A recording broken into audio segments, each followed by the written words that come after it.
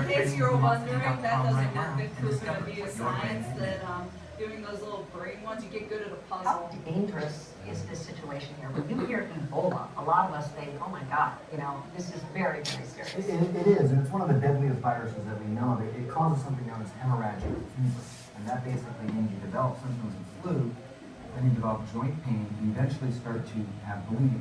That's ultimately what leads to death in these patients. So it's very concerning. Death rates can be as high as 90% sometimes with Ebola. So obviously that's why you're seeing so much international attention. What you're finding is that the best sort of thing that they can do, and they're doing already, is quarantine. So they find these patients, they quarantine them in specific locations, and try and just contain it as quickly as possible. 14 dead, as you mentioned, 34 sickened, so that puts the mortality rate at a little less than 50%. Why do we find it in Western Uganda and not, say, in a place like the United States? Well, mostly because if you look at all of the pathogens, viruses and stuff that make us particularly sick, most of them do come from animals. And so it's the contact between animals and humans that really seems to be the big focus here. You see that a lot in the jungles of Congo. I was traveling there with Nathan Wolf, who's a virus hunter, sure. And we actually saw how this happens. People actually going into the bush, trying to get bushy. You also see it in Southeast Asia. People keeping chickens, for example, as pets underneath their homes. That's how you see the genesis of certain kinds of flus. But what you're looking at right there, that's how some of this actually starts. How do people protect themselves? First of all, it's not airborne, because a lot of people believe Ebola is airborne, therefore coughing or something like that can spread. It is really spread through bodily fluids, so saliva, blood, things like that. It can spread that way. So it's hand washing. It's the same sort of precautions that are pretty much given anywhere in the world, trying to keep yourself safe. The patients themselves, if they're identified as having Ebola, are quarantined until they hopefully get healthy. But obviously, a lot of patients have been dying from this. So that's sort of the key to containing them. So how about that one? Like I said, right now it's in the capital city, which has an international airport. In another report, they were talking about where they were tracking 70 people who had contact with them, but they don't actually have any warrant. It's interesting. And again, how does it make you feel when you're hearing all this stuff? How does it make you feel? Like when you're watching the media, what are you starting to think? I don't want to go outside. It starts scaring you, basically. You don't want to go outside. Now you're looking at everybody where you're like, I don't want to touch anybody on this planet right now. You want hand soap. Right now it's like, I need sanitizer. Sanitizer, save me. Yes, ma'am? She's next door. She's next door. I did say that.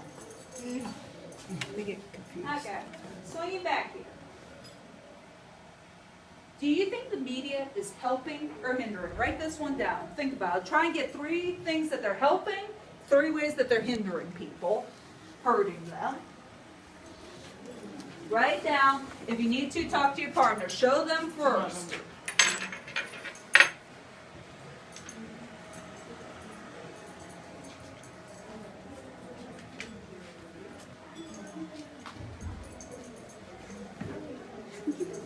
You mind if I look at your paper? I'll make sure you get 100, okay? It's hard to see anymore. Look at that screen. That was a bad day. You mind if I look at your papers? Although I do have one of these. One, I got promise one I last won't share it with others. This one, you'll like this one.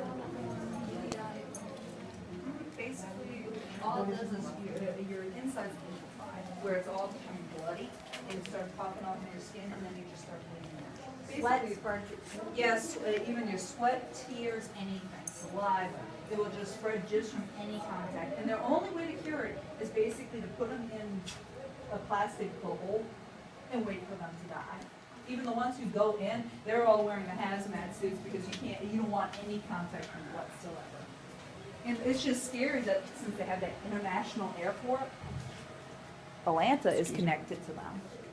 Because we have an international airport, Hartsfield Jackson of Atlanta. Here, they fly to there. They also fly to what is it in South Africa? Johannesburg, that's it. They go down there too. We have a couple places we go into Africa. We used to have a direct flight to Egypt. So all it takes is one person, I feel sick. And things can happen. That's just why it's interesting now. This is interesting. is interesting how diseases spread. And you're gonna see the worst number. Now I do have one last video for you. This one's good. Oh wait. Let's see. Manigo, you got one help. How does it help? Give us one help. How does the media help with this situation? How are they helping? By giving a food on what to do in order for it not to be big. Exactly. What were one of the clues that they told you? Were both videos they kept talking about one thing that you need to do at least? Washing your hands. They said, notice the soap, not hand sanitizer. All right. Ms. Fountain, give me one way that is hurting us with all these newscasts.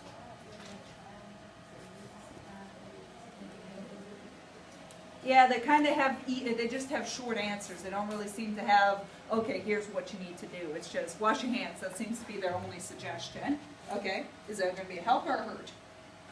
Okay. I say they are making you not want to go to other countries. Okay, they make you want to start closing off and staying to yourself. Okay. Ms. Hall, give us a way that is helping. Besides telling us about the disease, what's another way that these videos help?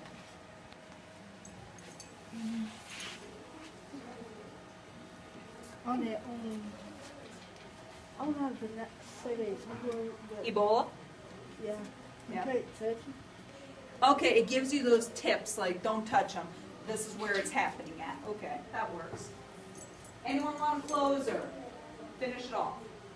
One good or bad? Come on. Bad. Okay, It bad. separates you from your loved ones, like your Okay. grandparents, your family down. Yep, it pulls you away from your family. If you know, oh man, I got relatives over there, like the ones in Mexico, I got relatives over there. You're like, ah. What about grandma? What about grandpa? What about, the cousins? You can't go see your family even if they're watching. Now, we got one last video. This one's going to be for your critical thinking, okay? Give me 1 second. Miss Wilson, can you hit the lights for me? I'm just pulling it off for a sec so I can set it up. This is one last video. This one's interesting. Okay? Dig for it. Okay. Oh, I got another seat. Cool.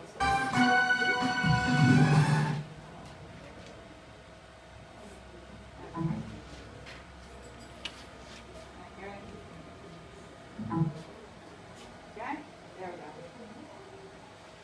Last one. Good afternoon, this is Judith O'Day from CNN News reporting live from, where are we? Waretown.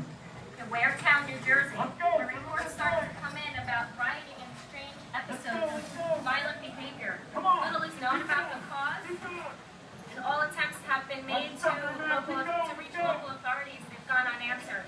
We do, however, have a public service announcement from the DCA that reads as follows. A nationwide curfew and declaration of martial law has been implemented effective immediately. Citizens are to remain in their homes with doors and windows locked and lights off. Remain quiet and do not cause any disturbance which may draw outside attention. Avoid all contact with strangers and anyone with which one appears to have a flesh wound or bite marks anywhere on their bodies. Citizens are urged to arm themselves and ration food, water, and other supplies. Preparation for possible widespread loss of infrastructure. No attempt should be made to flee major cities or reach loved ones as quarantine is in effect for much of the eastern seaboard. All major highways have been blockaded and air and rail travel has been suspended until further notice. What's up? Sir, no comment what's happening here. Judith O'Day from CNN News. Can you tell me what's happening? I don't know. Some guy, I was with my girlfriend, some guy just jumped me, man. I was at the way. All these people are running, and they're out of control. I don't know what's going on.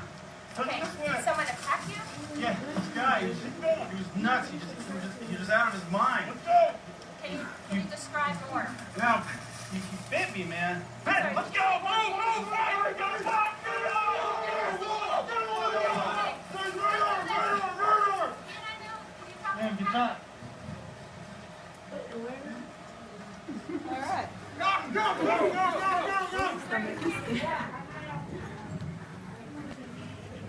Get the car, officially going to hold in your hand.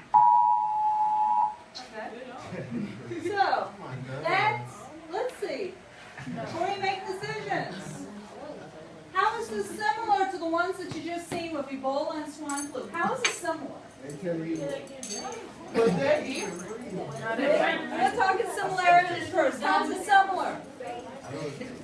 They're both scary. They're both scary. You got the disease. You got it's news people telling you about it, right? So fast, slow. Yep, you're moving, going with it. Now, what gives it away that it's not real? It look like dead folks in the movie. Okay, zombie attack. Okay. Yeah, that she's not at least panicking a little, but the newscasters, even the ones talking about Ebola, tried to stay calm. They're trying not to freak out. What else? I was just saying they remind me of a movie that we saw, World War Z. Yeah, it starts reminding you of a movie with it. Now, what else gave it away? How did you know it wasn't real? Like, look at the bottom. What are some real clues that you're like critical? Hey, wait a minute now, that can't be real. By the way, the people were walking and all that. Okay, how they're acting. Okay. And when they hear a lot of noise, they start running. Because he's running fast. Like, they remember he said he got this supposed to be with crazy. Yeah, he's supposed to be turned to a Okay, so their acting isn't quite right. How about did you notice at the bottom? Did you notice it wasn't CNN? Yeah. It said ENN. That's a big clue. Is ENN a retributable newscast? Nah. Now what if it would have been CNN at the bottom? Then you'd be like, where is that again? Also, another clue that gave it away, I think when she first started her newscast, did she know where they were? No. No. That was a big clue that she didn't quite know where she was. Yeah, where are we again? Have you ever seen a newscaster go where they're like, I don't know where we are? Now, we've heard the word in one of the reports, a pandemic. What do you think a pandemic Like is? they panicking?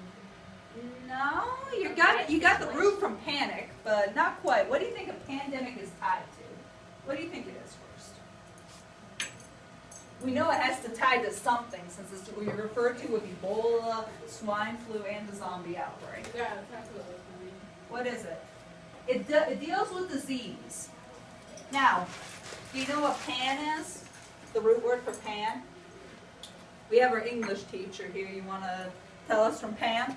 Okay, pan means like everywhere. It's like panic. You have everyone panicking. And this one, pan means everyone will get this disease. So pandemic. Endemic Where comes it's a from widespread disease. So when you see the word pan, or at least the beginning of it, like pandemonium, that's panic everywhere. It's kind of like the word trans, like for transatlantic going across. But anyway, so a pandemic, it's a disease that's supposed to spread all the way over. Now, here's a quest for you. Name 10 major diseases. What do you think have been the biggest disease killers of all time? Because we're moving into the actual lesson now, I just wanted to get you hooked. We just had to hook you first of all this. Now we're really in. Try it. We're going to do this, a minute to win it. We're going to do a minute to win it here. Literally, first